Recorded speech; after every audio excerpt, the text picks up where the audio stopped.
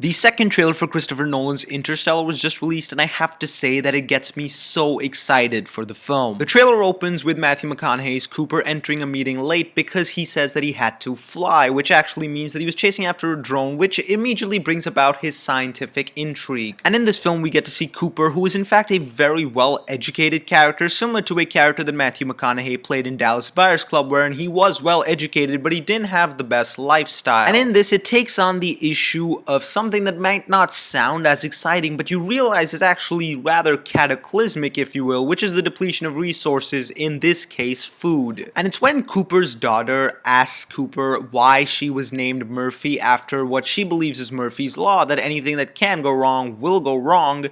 He kind of reiterates the fact that that is not the case, and really it's at this point in time where you see the father and the daughter really bonding, which has been one of the rumored and now through this trailer proven elements of this film. Which makes me glad that in all of this scope, the real focus is on the characters and about this father-daughter relationship that I really hope that they do delve into. And after we see what might appear to be a dust storm, but I personally believe will be something far, far worse in this case, we see Cooper meet Michael Caine's character, where Michael Caine is recruiting him in order to undertake this interstellar voyage. And it is the dialogue here where Michael Caine's character says that we were not meant to save Earth, we were meant to leave it, where I really get a sense of just how large this film is going to be and just how ambitious the very project is. And I believe that is this very moment of the trailer that gets me beyond excited, because it's when Cooper is telling his daughter that he will come back and immediately the music kicks in and it fades into the space shuttle taking off. I really got a sense of an older classic kind of Spielberg film, if you will,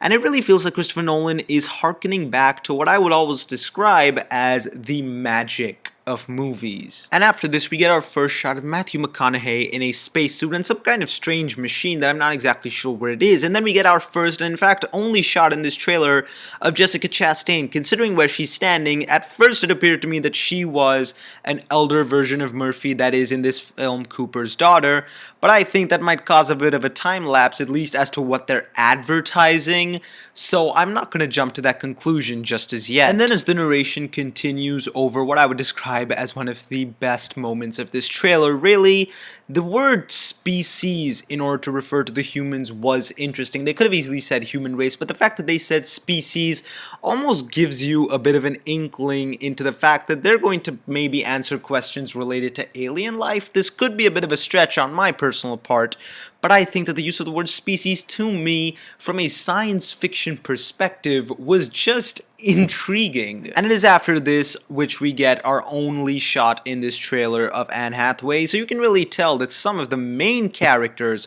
are still really being kept under wraps, which is something that I'm actually happy about. And furthermore, we get to see their spaceship, their minuscule spaceship, facing this enormous planet. And it is this very image alone that expresses to me the absolute scale that is possible, or the potential scale of this film, and it's something that Christopher Nolan hasn't exactly undertaken. And as the music continues, which I certainly hope is Hans Zimmer's original composition for this film, we get a final shot that I was expecting. When I heard that there were black holes in this film, I knew the kind of image that I would have when a vehicle would transfer through one of those, or those wormholes for that matter.